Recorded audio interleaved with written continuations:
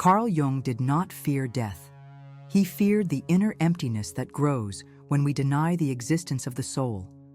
While science measures the pulse and calls it life, he descended into the dark corridors of consciousness to touch that which pulses even when the body no longer responds. Have you ever felt that? That strange silence when everything around you is still breathing, but inside, something in you has already died, a love that has left, a purpose that has fallen apart, a look that no longer shines in the mirror.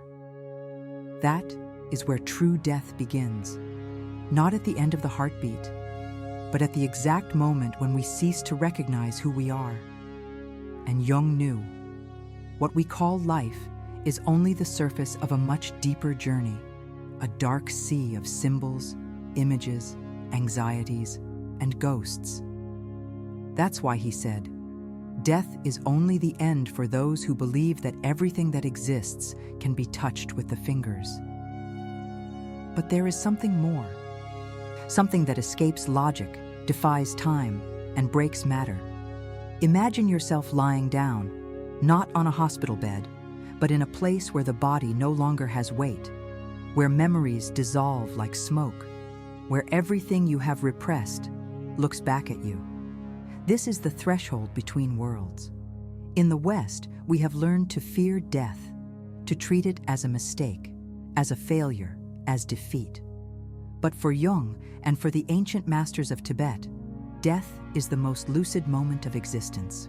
It is when consciousness leaves the theater of the ego and plunges into a vast field where the gods and demons that have always inhabited us take shape. We are not talking about metaphors. We are talking about spiritual cartography, a detailed map of what happens when the soul leaves the body. A map that was not created by charlatans, but by mystics, monks, and scholars who spent their lives preparing to die, as if death were an art. The name of this map? Bardo Thodol, also known as the Tibetan Book of the Dead. But Jung saw this book differently. For him, it was not a guide to the afterlife. It was a mirror for the living, because everything that awaits us at the moment of transition already lives within us now. You don't have to be dying to enter the Bardo. Just lose your footing. Just have your heart broken. Just be betrayed. Just no longer recognize yourself. Cross the street after losing someone. Get out of bed after losing yourself. Survive your own collapse. All of this is already dying a little. And that is why Jung invites us to look at death not as an end, but as a revelation. Because only when everything that sustained us collapses does the soul cry out for truth. And that truth is never sweet. It burns, it corrodes, it destroys the illusions that kept us safe.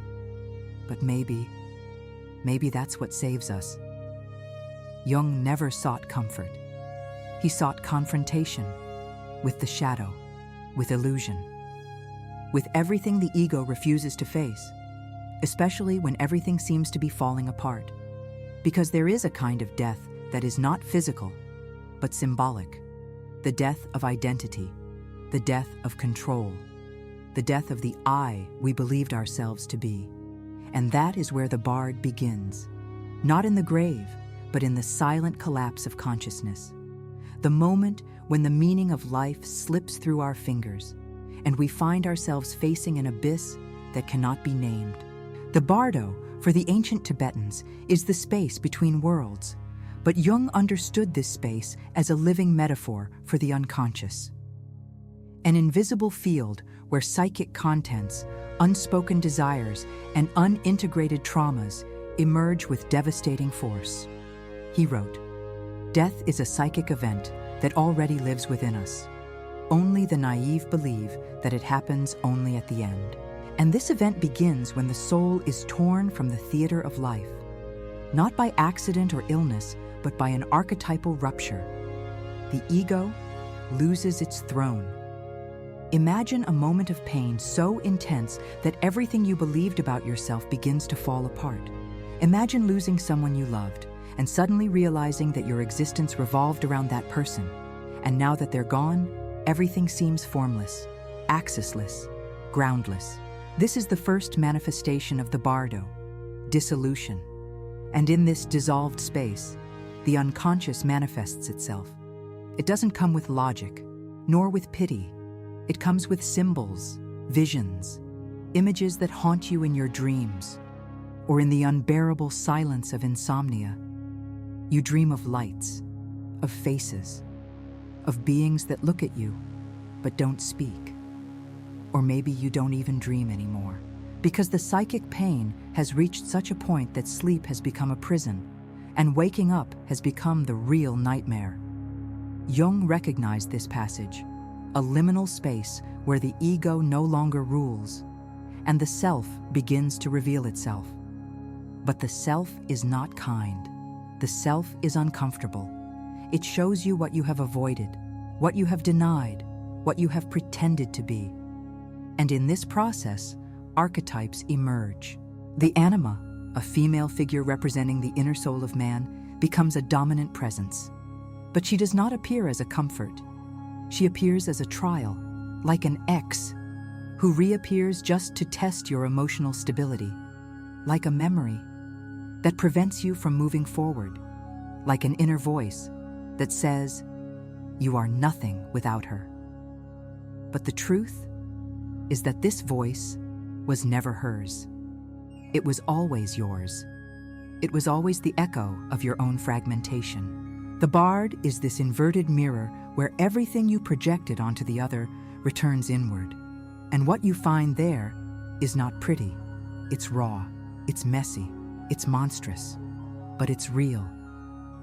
Jung said, "The soul demands its truth, even if that truth destroys everything the ego has built." And the truth is that you don't know who you are, because you defined yourself by masks, by the perfect son, by the tireless professional, by the lover who never says no. But now, in the face of loss, loneliness, or collapse, those masks fall away, and the face that remains underneath is a stranger. That stranger is you naked, without status, without function, without applause, only with what remains. And it is with this existential residue that the bard works. You begin to hear voices, not from outside, but from within. You begin to revisit memories you thought were forgotten. You begin to realize that every choice you made was guided by a wound, not by freedom. This is the cruel diagnosis. You were never free. You were just an obedient prisoner of everything you tried to avoid. And now, in this formless field where the body no longer protects, the soul demands reparation. You feel chills for no reason. You cry without knowing why. You remain silent, but inside you scream. And that scream is the soul calling for reintegration. But reintegration is not comforting. It is bleeding. It is looking at every piece of yourself that has been rejected, for every impulse that was stifled, for every truth you buried to be accepted. This is the bardo of the broken mirror, where each shard reflects a part of you that you denied. And each part demands its price, because the unconscious does not forget. It waits, silently, until the moment when the ego falters.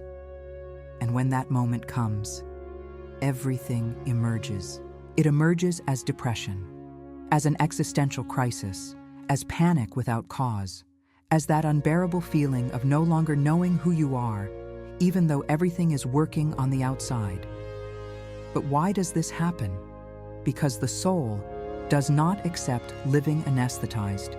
And if you don't listen to it, it destroys you, not out of revenge, but out of necessity, so that what is real can finally be reborn. Jung did not study symbols out of curiosity. He studied because he knew each symbol carried unprocessed pain and a possible liberation, but only possible, because the bard does not guarantee a way out. He only guarantees a mirror. And what you do in front of that mirror determines whether you will awaken or repeat the cycle. Imagine waking up in the middle of the night, sweating cold, for no apparent reason. The room is silent, but inside you there is an earthquake. Your heart beats as if it wants to escape. Your breathing is short, your eyes are open but blind. You don't know if you're awake or if you're still in a nightmare. This is the experience of the second bardo, the bardo of visions. For Tibetans, it is the moment when the soul encounters luminous and terrifying figures. But for Jung, these figures are archetypes, psychic fragments that have always lived within you and now present themselves with form, color, and strength. You know these figures. You have seen them in dreams. You have encountered them in people who have left a deep mark on you, for better or for worse. The idealized woman who seemed made of light, the enemy who humiliated you when you were at your weakest, the face of the father who never hugged you, the look of the mother who demanded so much without saying a word. All these presences return, but they return greater, more intense, as if your unconscious were saying, "Now you will see, now you will feel, now you will remember." And in this symbolic theater, the stage is your soul. Each actor is a piece of you that has been forgotten, and the script is your unresolved trauma. Imagine a man who lived to please others, always kind, always available. But behind the kindness, there was fear. Fear of being abandoned, fear of being rejected. He smiles, so he won't be hated. He says yes, when everything inside him screams no. In life, he is praised, called selfless, mature, reliable. But in the bardo, he encounters a sharp-toothed demon who screams with fury. You never lived your truth. You betrayed yourself in the name of love for others. And then, the mask falls. And what remains is a man in ruins, kneeling before his own lie, crying not for the pain, but for the charade he sustained for years. Now imagine a woman who has always sought perfection in her appearance, in her career, in her spirituality. She meditates, she does yoga, she reads sacred books. But all of this is control, a desperate attempt to avoid internal chaos. In the bardo, she encounters a shining goddess, serene, compassionate, and for a moment, she feels peace. But soon after, the goddess disappears, and a black-eyed creature appears, dragging her into an abyss. She screams, she fights, she kicks, but deep down, she knows what's happening. The monster is her. It's her anger, her envy, her guilt for never being who she really wanted to be. And then, she understands. All the light she projected was born from the darkness she denied. Jung called this confrontation with the shadow, the rejected part, the impure side, what the ego repressed in order to be accepted. And in this confrontation, there is no mediation. Either you face it or you sink. The Bard of Visions is an emotional battlefield. You see everything you love and everything you fear, but not as distant symbols. You feel it, you cry, you writhe. It's like a fever of the soul, and like all fevers, it reveals an internal infection. But which one? The infection of lies, the disease of the ego, the fever caused by a life without truth. That's why Jung said, what you resist persists, what you face transforms. But facing up to things takes courage. And most people don't have it. Most people run away. They distance themselves from pain. They seek distraction. They go back to chasing empty relationships, status, social approval. And in doing so, they return to the cycle. They return to ignorance, back to repeating the same destiny with different names and faces. The bardo is not a punishment. It is a mirror. And mirrors don't punish you. They only reflect. But seeing hurts. Imagine yourself faced with a vision. The woman you loved, but never told how you felt. She appears smiling. She says she waited for you. And for a moment, you believe her. But then you realize she's not there. She never was. She's just a projection of what you wanted to live, but didn't. And then your heart breaks.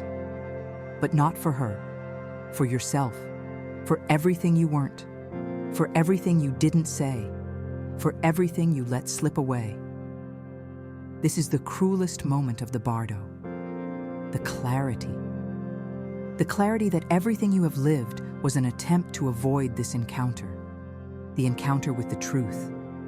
The truth that you were never whole, only functional. And now, without a body, without distractions, without escape, all that remains is what is real. And the real, almost always, is unbearable. That is why so many retreat. That is why so many are reborn without learning anything. They return to the world with the same wounds, with the same anger, with the same desires. Jung warned, if you don't make what is unconscious conscious, it will direct your life, and you will call it fate. The bardo is your chance to prevent this. But only if you face everything, everything that has been swept under the rug, everything that has been hidden behind smiles, everything that has been buried, but still pulses. And when you realize this, when you feel the weight of your projections, when you understand that all the hell you have experienced was created by yourself, the soul begins to scream, but not for help. It screams for freedom. Most never return from the bardo, not because there is no way out, but because it is easier to be reborn in automatic mode than to truly die to what no longer serves you. It is easier to give in to the illusion of relief than to cross the desert of lucidity. Jung saw this countless times. Patients who, when faced with the abyss of the soul, preferred to become ill rather than transform. They preferred functional neurosis to devastating truth. They preferred the repetition of pain to responsibility for their own lives. But what he discovered is that there is a way, a narrow, arid, lonely path, but possible. A return, not to normal, but to the self. This return is not achieved with techniques, nor with cheap optimism. It is achieved with symbolic blood, with real losses, with the demolition of the illusions that sustain the ego. In the final bardo, the bardo of rebirth, the psychic field becomes a whirlpool. Everything you were, everything you hid, everything you still desire. All of this swirls around you, trying to pull you into a new unconscious life, trying to restart the game without you noticing. But there is a chance, a moment, a flash of consciousness, the possibility of not being reborn, of not starting from scratch, but of continuing with lucidity, with truth, with sovereignty. To this end, Jung stated, the privilege of life is to become who you really are, and the path to that passes through the death of everything you are not. That is when the concept of soul transmutation arises. The moment when, faced with the force of karma, desire, fear, and guilt, you decide not to react, not to run away, not to seduce, not to repeat. You just observe, present, awake. That's when the wheel stops.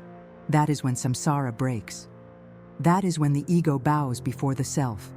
And that self does not shout. It does not need to, because it is. And being in the silence of the bardo is the greatest revolution. But make no mistake, this awakening does not come with glory. It comes with renunciation, renouncing the addiction to being accepted, renouncing the vanity of being loved, renouncing the pleasure of being desired. And when you do that, you feel an emptiness, not a bad emptiness, but a space. As if inside you, finally, there was enough silence to hear something real. That something is the voice of the self, and it doesn't praise you. It doesn't criticize you. It just says, now you can begin. It is at this point that Jung separates himself from all common spiritualists. He does not offer peace. He offers work, the work of staying lucid even when everything in you cries out for relapse. The work of walking alone when the crowd points the way to escape. The work of loving without losing yourself, of losing without destroying yourself, of being without performance. At this stage, the man who once begged for affection now seeks silence. The woman who once sought validation now seeks solitude. Because the self does not negotiate with desire. It demands presence. And presence in the modern world is a radical act. Because everything, absolutely everything, conspires to take you away from yourself. Advertising, social media, the fear of being left behind, the urgency of being special. But the self is not special. It is simple, it is real, and reality is scary because it allows no fantasy. That is why Jung said, knowing your own darkness is the best method for dealing with the darkness of others. When you know yourself, not in a shallow psychological sense, but in the symbolic flesh, you stop begging for love. You stop adapting to the world to be accepted. You stop chasing what you don't have, and start taking care of what you already are. This is the return to the self, not as a destination, but as a process that begins when you accept death, without actually dying. Die to the ego, to the character, to the persona you learned to play, and in that return, you carry scars. But scars are proof of passage. They are marks of those who entered hell and came out with their own name. You don't come back pure. You don't come back light, but you come back whole. And that is enough. Because a whole man doesn't need to dominate anyone. A whole woman doesn't need to prove anything. They just are. And that being bothers people. Because those who live half a life will always hate those who became whole without apologizing. The way back is lonely, but it's the only one that sets you free. And freedom, for Jung, wasn't doing what you want. It was no longer being held hostage by what controls you inside. That's why he said, I did not become enlightened by imagining figures of light, but by making the darkness conscious. That is the price. That is the path. That is the truth. You have died before, and yet you came back. You came back every time you were rejected.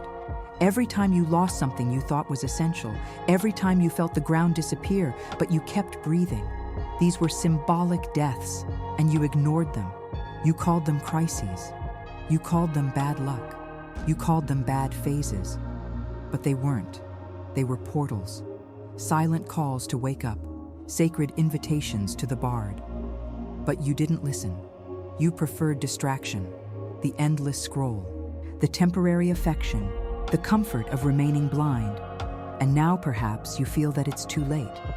But it's not, because the real beginning begins at the end.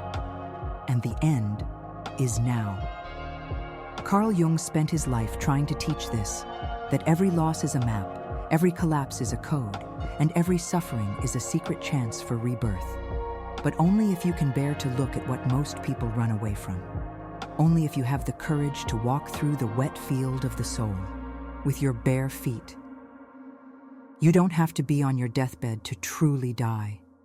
Just face, with your eyes open, everything you lost trying to please others, everything you accepted out of fear of being alone, everything you desired, just to numb the pain. You've been there, on the edge of the bed, hugging yourself, in the locked bathroom with your face buried in your hands, in the parked car with no destination, listening to your own heavy breathing, and in that place with no one around. You heard something. Maybe not in words, maybe just a thick silence. But that silence was your soul calling you back. What the Tibetan Book of the Dead reveals, and Jung confirms, is that the most important moment in life is when everything collapses. Because that's when the illusion dies. That's when the persona melts away. That is where the self can finally emerge. But for that, you must die consciously. You must accept the end of everything that was comfortable. To be reborn into something that will never again be fragile. You may not remember, but you have already had glimpses of this state. In the early hours of the morning, when you stopped trying to please others. In the argument, when you chose silence, in the loneliness where you found your strength, in the pain that did not destroy you. These were your training sessions for dying. And if you are willing, you can now choose to die whole, not as an escape, but as liberation. Die to the need for control, to the fear of not being loved, to the arrogance of wanting to understand everything, and then be reborn with less, with silence, with presence. Freedom is not something that is achieved, it is something that remains, when everything that is not yours dies. And if there is still any doubt, remember, life not lived is a disease from which one can die. This is what Jung left us as a symbolic epitaph, not as a threat, but as a choice. Do you want to remain sick or finally live? Perhaps the greatest mistake is to think that living is avoiding death, but true living is going through death without running away from it. And that is why we are here, not to run away, but to face it, to die while alive, to be born without the lies we were taught to love. Now close your eyes, take a deep breath, and answer yourself, what inside me needs to die today? Because only when that dies, will you finally be able to live without masks. Like, if you're back, comment if you're still on the path, and share with those who are on the brink and don't yet know that this end could be a rebirth.